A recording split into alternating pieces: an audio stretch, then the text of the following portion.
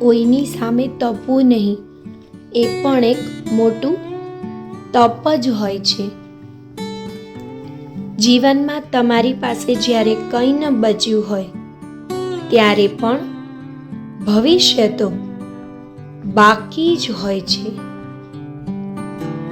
સમય એટલો સરસ પસાર કરો કે યાદ કરો ત્યારે ખુશી થાય, અફસોસ નહીં. પસાર થઈ ગયેલા સમયની અને સાથ છોડી ગયેલા માણસની રાહ જોવી એ મૂર્ખતા છે. સવારે વહેલા માત્ર 3 લોકો જ જાગે છે: માં, મહેનત અને મજબૂરી.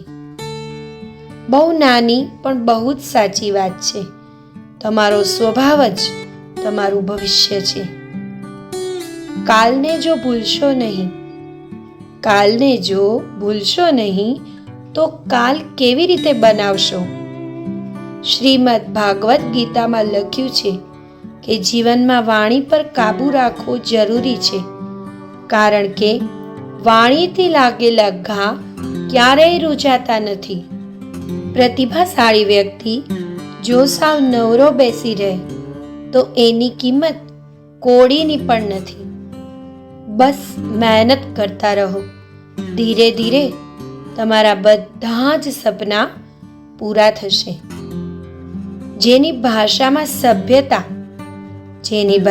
સભ્યતા એના જીવનમાં ભવ્યતા.